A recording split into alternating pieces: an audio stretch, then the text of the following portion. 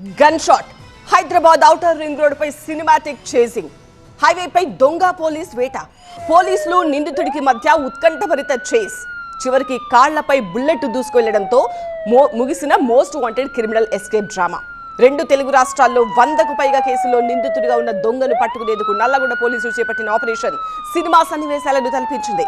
అసలు exit number 12 దగ్గర ఏం జరిగింది, ఎవరి మోస్ట్ వాంటెడ్ నిందితుడు పోలీసులపై ఎలా దాడికి ప్రయత్నించాడు, పిన్ టు పిన్ చూద్దాం.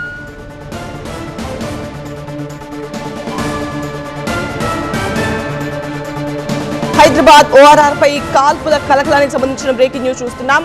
ఆదిభట్ల పరిధిలో మోస్ట్ వాంటెడ్ క్రిమినల్ పై కాల్పులు కలకలం రేపాయి. సినీ ఫక్కీలో ఎస్కేప్ అయ్యేందుకు ట్రై చేశాడు దొంగ. తప్పించుకు పారిపోతున్న దొంగ కాళ్ల పైన షూట్ చేశారు పోలీసులు.